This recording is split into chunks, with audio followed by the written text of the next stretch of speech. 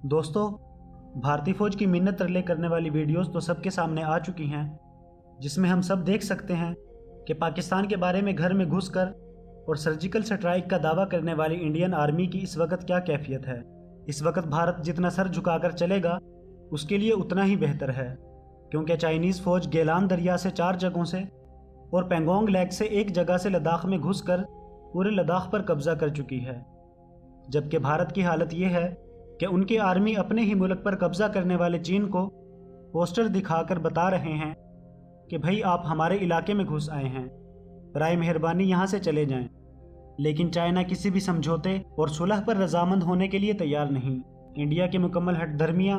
और सियासी चालाकियाँ अब हर मुल्क के लिए दर्द-ए-सर बन चुकी हैं, और वक्त का तकाजा भी यही था कि कोई इंडिया जैसा सुपर पावर आए और इसको नोकेल डाले। चाइना और भारत के अब तक 7 मुज़ाकरात मुस्तरद हो चुके हैं,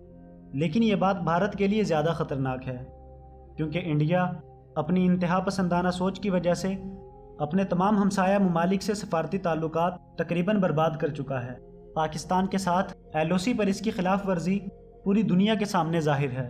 उधर नेपाल के साथ भी इसका सरहदी तनाज़ा चल रहा है और श्रीलंका के साथ भी इसका समुद्री तनाज़ा चल रहा है। जबकि मकबूजा कश्मीर में इसका नाजायज़ कर्फ्यू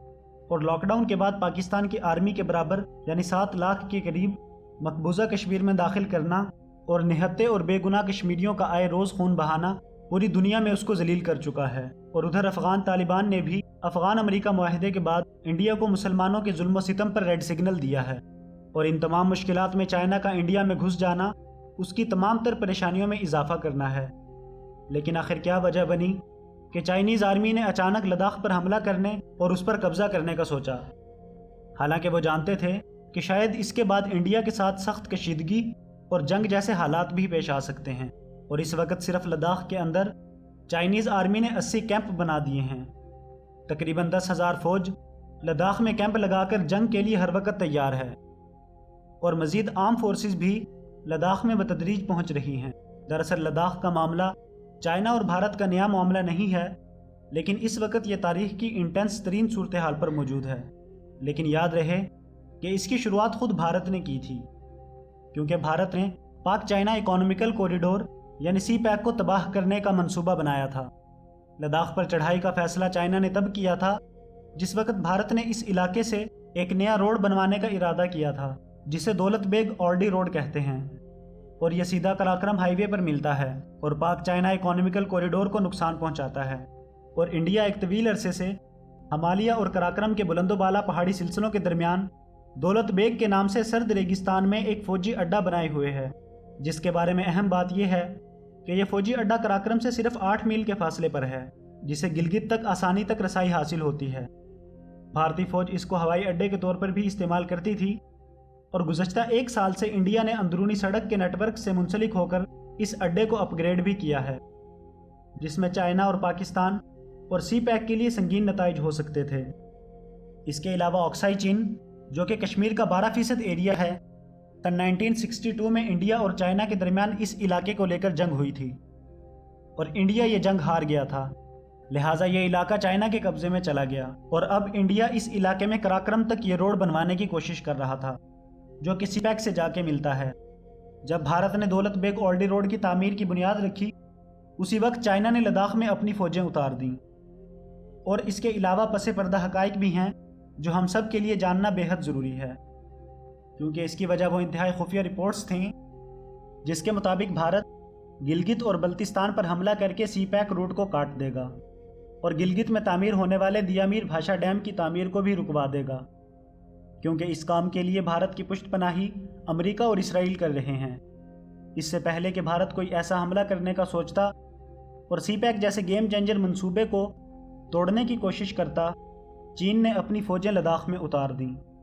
क्योंकि लद्दाख ही वो वाहिद इलाका है जहां से India line of actual control से गिलगित बल्तिस्तान पर हमला कर सकता है।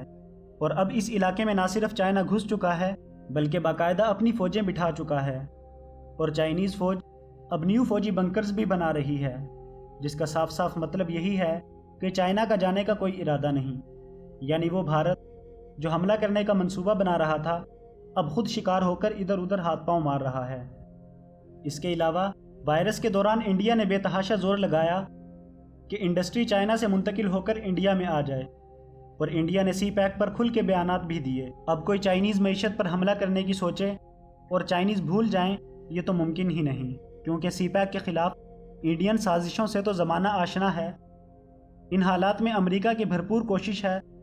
کہ چائنا بھارت ٹکراؤ میں پاکستان غیر جانبدارانہ رول پلے کرے، تاکہ بھارت صرف چائنا کے محاذ پر توجہ مرکوز کر سکے۔ لیکن NOC کی روز کی ہونے والی خلاف ورزیاں اور کشمیر کی حیثیت تبدیل ہونے پر پاکستان کا خاموش رہنا ممکن ہی نہیں، اور پاک چائنا دوستی نے ہر دشمن کی سازشوں کو ناکام بنا دیا، جس سے پاکستان کے لیے دور رس نتائج برآمد ہو سکتے ہیں۔ چائنا بھارت کی یہ جنگ اسی وقت ٹل سکتی ہے جب بھارت پاکستان کے خلاف ناپاک عزائم سے باز آ جائے،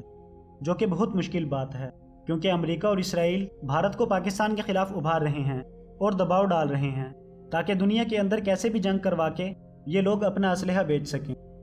اس کے علاوہ بھارت گلگت اور بلتستان پر بھی دھاوا بولنے کے چکر میں ہے، کیونکہ سی پیک اور دیامیر بھاشا ڈیم جیسے گیم چینجر منصوبے پاکستان کی تقدیر بدل سکتے ہیں۔ سی پیک جہاں پاکستان کو معاشی طور پر مستحکم بنائے گا، وہیں بھاشا ڈیم کے ذریعے پاکستان میں موجود بجلی کا بحران کافی حد تک ختم ہو جائے گا، پانی کی کمی بھی پوری ہو جائے گی، زراعت اور خوراک میں بھی اضافہ ہوگا، جو کہ بھارت کو کسی صورت منظور نہیں، کیونکہ بھارت پچھلے 73 سالوں سے مقبوضہ کشمیر سے بہنے والے 5 دریاؤں کے قریب 124 ڈیم بنا کر تقریباً تمام پانی روک چکا ہے، جس کا اول مقصد ہی پاکستان کی زمین کو بنجر بنانا اور پاکستان کو معاشی و نظریاتی موت دینا ہے۔ اسی لیے بھارت کسی صورت بھی یہ نہیں چاہے گا کہ پاکستان مستحکم ہو، کیونکہ پاکستان کے خلاف کی جانے والی اس کی 73 سالہ پولیٹکس تباہ ہوتی نظر آ رہی ہے۔ لیکن اب حالت یہ ہے کہ انڈیا پر کوئی ہمسایہ ملک اعتبار کرنے پر آمادہ نہیں، اور ادھر امریکی پالیسی ساز بلکہ پوری دنیا اور خود انڈیا یہ جانتا ہے کہ انڈیا کے پاس اتنی طاقت نہیں کہ چائنا سے لڑائی کرنا تو کجا مناسب طریقے سے اس کا مقابلہ بھی کر سکے، کیونکہ بھارت رقبے اور آبادی کے لحاظ سے خطے کا بڑا ملک ضرور ہے، لیکن جارحانہ عزائم کی بنا پر وہ کسی کا بھی پسندیدہ نہیں۔ اور آپ کو یہ بتاتا چلوں کہ نریندر مودی کے انتہا پسندانہ عزائم اور پالیسیوں کی وجہ سے بھارت کی کئی ریاستوں میں تحریک آزادی قوت پکڑتی جا رہی ہے۔ ان میں سے ہروناچل پردیش، نیرو رام، منی پور، تری پور، ناگالینڈ، آسام اور میگھالیہ ہیں۔ ان 7 ریاستوں کو بھارت سے صرف ایک مختصر سی پٹی ملاتی ہے، اور یہ 7 ریاستیں انڈیا اور چین کے درمیان واقع ہیں، اور لائن آف ایکچوئل کنٹرول سے صرف 14 کلومیٹر کے فاصلے پر واقع ہیں۔ یعنی یہ 14 میل توپوں کی زد میں آ گئے تو بھارت ان 7 ریاستوں سے ہاتھ دھو بیٹھے گا، کیونکہ تقسیم ہند سے لے کر اب تک ان 7 ریاستوں میں تحریک آزادی چل رہی ہے، جس کو اب تک طاقت کے زور پر دبایا جا رہا تھا۔ لداخ کے ساتھ یہ دوسرا اہم محاذ ہے جو واقع ہونے جا رہا ہے، اور اگر یہ 7 ریاستیں بھارت سے ٹوٹ گئیں تو پنجاب کے سکھ خالصتان کے لیے، اور ادھر کشمیری بھائی تو پہلے ہی تیار بیٹھے ہیں۔ اس صورت میں پنجاب اور کشمیریوں کا بھارت کے ساتھ الحاق ناممکن ہے۔ صرف یہی نہیں بلکہ مودی کی لگائی شہریت بل آگ کی بدولت مغربی بنگال، جھارکھنڈ اور اڑیسہ میں بھی تحریک آزادی زور پکڑ رہی ہے۔ اگر بالکل ایسا ہی رہا تو بھارت اگلے 5 سال میں کئی 14 اگست سن 1947 دیکھے گا۔ بھارت ان تمام خدشات کو پرکھتے ہوئے کسی صورت جنگ کے لیے آمادہ نہیں ہے،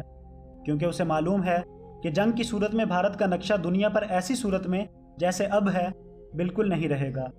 لہٰذا بھارت اور چائنا کے مابین 7 مذاکرات ناکام ہونے کے بعد اب 6 جون کو ایک جنرل لیول کی میٹنگ ہونے جا رہی ہے، جس میں بھارت کی طرف سے لیفٹیننٹ کرنل یوگیش کمار جوشی آ رہے ہیں، اور ان کی طرف سے پرپوزل یہ ہوگا کہ نیپال کے سرحدی علاقوں میں روڈ کنسٹرکشن، جس کی بدولت چائنا کو نقصان ہو رہا ہے، وہ فوری طور پر بند کر دیا جائے، اور اس کے بدلے میں چائنا اپنی لداخ میں موجود فوج کو واپس بلائے۔ لیکن چائنا کی طرف سے جو شرائط رکھی جائیں گی وہ یقیناً سی پیک اور دیامیر بھاشا ڈیم کے خلاف بھارت کے ناپاک عزائم کو روکا جائے گا، اور پاکستان کے بلوچستان، گوادر، گلگت اور بلتستان میں انڈیا کے قبضہ کرنے کا خواب ختم ہو جائے گا۔ بہت امید ہے کہ بھارت نہ چاہتے ہوئے بھی ان شرائط پر عمل کرے گا، لیکن 6 جون کی میٹنگ سے پہلے انڈیا نے جو کام کر دیا ہے وہ چین اور پاکستان کے حق میں یقیناً ٹھیک نہیں، کیونکہ انڈیا نے اس وقت تمام ایئر فورس کو ریڈ الرٹ کر دیا ہے اور LOC پر مکمل طور پر فوج تعینات کر دی ہے، جو کہ قریباً 3500 کلومیٹر تک کا ان کا بارڈر کا ایریا ہے۔ اس کے ساتھ ساتھ انڈیا نے اسرائیل کی طرف سے بھیجے گئے ڈرونز اور ایئر کرافٹس جو کہ بے حد جاسوسی کا کام کرتے ہیں ان کو تعینات کر دیا ہے، جو کہ ریئل ٹائم کے اندر تمام معلومات کو سکین کر کے انڈیا کو پہنچاتے رہیں گے اور یہ انفارمیشنز اسرائیل کو بھی جائیں گی۔ اس کے علاوہ سب سے خطرناک بات یہ ہے کہ نریندر مودی کی آسٹریلین پرائم منسٹر کے ساتھ ورچوئل میٹنگ بھی ہوئی ہے اور اس میں فیصلہ کیا گیا ہے کہ دونوں ملک ایک دوسرے کے ملٹری بیسز بھی استعمال کر سکیں گے اور ایمرجنسی کی صورت میں ایک دوسرے کے ساتھ مدد بھی کریں گے۔ اب سوال یہ ہے کہ آسٹریلیا آخر خود کو کیوں اس جنگ میں دھکیل رہا ہے؟ دراصل بات یہ ہے کہ حال ہی میں آسٹریلیا کی چائنا کے ساتھ لڑائی چل رہی تھی اور آسٹریلیا نے کہا تھا کہ چائنا کے خلاف کارروائی ہونی چاہیے۔ اس کے بعد یہ تلخی اتنی عروج پر پہنچ گئی تھی کہ آسٹریلیا نے چائنا کے گوشت پر بھی پابندی لگا دی تھی۔ اب اس میٹنگ میں یہ طے ہوا ہے کہ انڈیا آسٹریلیا کے ملٹری بیسز جو کہ چنڈی گڑھ اور سری نگر میں ہیں اس سے مکمل طور پر فائدہ اٹھا سکتا ہے۔ خدا نخواستہ اگر یہ جنگ وقوع پذیر ہوتی ہے تو تقریباً 10 ممالک اس کی زد میں آئیں گے اور بھارت کو سخت نقصان اٹھانا پڑے گا۔ اگر اس صورتحال میں بھارت کو ریڈ سگنل دکھانے والے افغان طالبان چین کے ساتھ مل جائیں تو صورتحال مزید گھمبیر ہو جائے گی اور انڈیا کا قبرستان بنے گا۔ ہماری اللہ سے دعا ہے کہ کسی بھی طرح یہ جنگ واقع نہ ہو اور بے گناہوں کا خون محفوظ رہے، لیکن ساتھ ہی ساتھ بھارت کئی 14 اگست 1947 دیکھے اور اس کے ٹکڑے ہو جائیں۔ دوستو،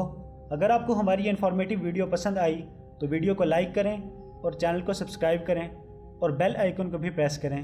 تاکہ ہر نئی آنے والی ویڈیو کا نوٹیفیکیشن آپ تک پہنچ سکے۔ والسلام ورحمۃ اللہ وبرکاتہ۔